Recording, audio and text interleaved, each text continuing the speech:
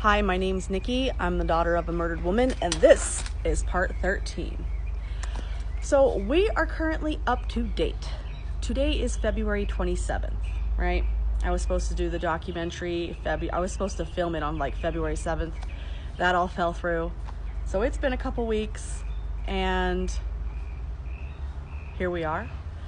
I do have a kind of a big update that happened yesterday, as a matter of fact, though. Before we get into anything else, I do want to tell you about an event that happened yesterday, February 27th, 2024. I was at work yesterday and I get a notification on Facebook, which is an app I don't really use often, but I look at it and because it's a friend request. And you're never going to believe who it's from. Yes! Russell Peterson sent me a friend request on Facebook yesterday. It's not a fake account. It is his real account because one of his daughters is friends with, that account. I did some vetting. I was very shocked, very upset. And it was just very ballsy. And it doesn't really surprise me, actually, considering. But I sent him a couple messages. I was really mad. I was like, you must be stone cold crazy to send me a friend request, right? You do know I'm trying to put you in prison, right? You do know I'm coming after you, right? I was like, you always should have known it was going to be me that was going to come for you. You weren't going to get away with this, I told him. And I also told him that if he had anything else he wanted to say, he could add it to, or he could say it to Fox News because they've been looking for him to add it to the news segment. They have been dying for comment interview. So I sent along the contact info for that Fox News reporter. I don't know if he ever looked at the messages. So far, they look like they're unread on my Facebook Messenger. I was tempted to block him, but I was like, you know what? Let's chat. You want to chat? You want to be friends? I'm like tempted to actually accept the friend request to fuck with him. Should I? You guys tell me in the comments. Should I accept the man that murdered my mother, his friend request on Facebook? Please, oh my God, please. Right here, put him in my box. I have not done anything yet. I have not either confirmed nor, it's still sitting there. I'm tempted just to fuck with him too. Like, I see you. You see me, I see you. I look like her, don't I? Anyway, that's what happened yesterday. I was really upset about it, but now I'm feeling better about it because, I go manic about everything. But today it's like, whatever. You want to be friends, Russell? Call me. Call me. I'm not kidding. You want to chat, buddy? I would love to get you for a comment interview. You want to talk about what happened that night, Russell Bennett Peterson? Call me. Call me on my cell phone. Why am I still thinking? I think this is hilarious today. When yesterday I was like so upset and crying about it, today I'm fucking laughing. I'm fucking laughing about it. You're not gonna faze me, motherfucker. Not gonna faze me, but if you want to be friends and you want to chat, let's do it. I will record everything, just so you know. Anyway, this is part 13. We are up to date on my current investigation.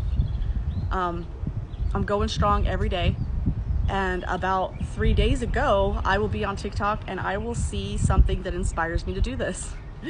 It'll be another content creator, and she will release a mini-series, and I'm sure you already know who I'm talking about. Risa Tisa. Who the Fuck Did I Marry mini-series, 50 parts, and I will watch all 50 parts. I will become invested, and I will absolutely love what she did. I love her story, and I love how she did it. So I'm totally copying her mini-series format, her 10-minute format, her audiobook playlist format. Like, all you have to do to listen to this is just go to the Daughter of a Murdered Woman playlist and start at the introduction. You don't have to kit anything, and it'll just read like an audiobook. That's how I listen to her, and I'm doing the same thing. Hopefully this will help answer a lot of questions, because it is hard to get the whole story out in 3-minute segments. But then again, I never thought that anybody would actually sit down and binge, but I guess this is the age of binging.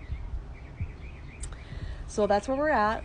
Nikki is releasing I think it's gonna be, I'll end it here at a 13-part miniseries, or maybe I'll add more. I would like to go into more detail about what this Arizona Police Department and the Yavapai County's Attorney's Office. Ask me questions. Ask me questions and I'll continue this mini-series. But as of right now, I think I'm going to end it at part 13. And I really thank you for watching all these. If you've watched all 13 parts, like what is that? 2 hours? Thank you for being that invested in me and my mom. This is a parallel story. It is my mom's life and death, and this is my life. This is my life. This has been, for a lot of years, I tried to run from this. For that big gap in that plate, you know, in that mini-series, I ran from this. I went drugging. I went found boys and drugs. And then I just stopped thinking about my mom and justice, and I moved on with my life. And it will not be till I am 36 years old? 36, 38, something like that, when I become invested in my mom's case. I'll actually read the case file, I'll want to know, and I'll become really angry because there's severe injustice here. This is solvable. And it's just neglect, police neglect, mishandling, blatant just dropping the ball on so many things that could have proved that this man did it. Taking the gunpowder residue on his hand is something that I get questioned about. No, they never took gunpowder residue on Russell Bennett Peterson's hands, GSR. They will let him sit in his clothing for up to 5 to 6 hours while they interrogate him. They will not have him change into and release that as evidence until they take him back to the house, at 6 or 7, where my mom is still dead. They have not processed her. Oh, it's just, and then they treated Russell Bennett Peterson more like a victim than a suspect that night, and they put him in the same car as little children. I remember when I walked by, the man had blood on his hands and he was rocking. So that means the Sedona Police Department either A, let the man wash the blood off his hands before getting in the car with the children, or B, they let the man get in the car with the children with my mother's blood on his hands and clothing. Can we just pause and can you let that sink in for a minute? That's what happened? The man was groping on me with bloody hands. Or the latter. The former. Either way, whether they let him wash the hands in the house or get in the car with bloody hands, I mean, come on. There's so many things that they did wrong in the 1993 investigation, and the current investigation just does not want to look at they're just covering for it, I feel like. A question I get all the time too is, who did he know? Did he have connections in the police department? No. I thought that for a lot of years too. I thought there was a payoff. I honestly, I did. But no, my aunt did some research, and she will tell me, I never actually confirmed this, but this is what my aunt will tell me, because she spent 30 years on this. She will tell me that the Sedona area was so small that until 1989, it was policed by the Verde Valley Police. The Verde Valley is, another little small community up there in Yavapai County next to Flagstaff, Sedona, Cottonwood. There's the Verde Valley. Well, the Verde Valley Police are who police the Sedona area until 1989, when there was enough citizens to, warrant hiring a police force, building a building, getting it going. So you do the math. 1989, the Sedona Police Department is formed. 1993, my mother is gone. And actually, I will make this a 14th part because I want to read you a Red Rock News article I have in my bedroom. We'll address that. But my point is that the Sedona Police Force was a 4-year-old organization the night that they showed up at my house for a domestic violence homicide. That means they were essentially the age of my little sister. I don't think that they were trained properly. They didn't know what they were doing. It was a very small community, small cops. I mean, Keystone cops. I mean, they probably only had a couple.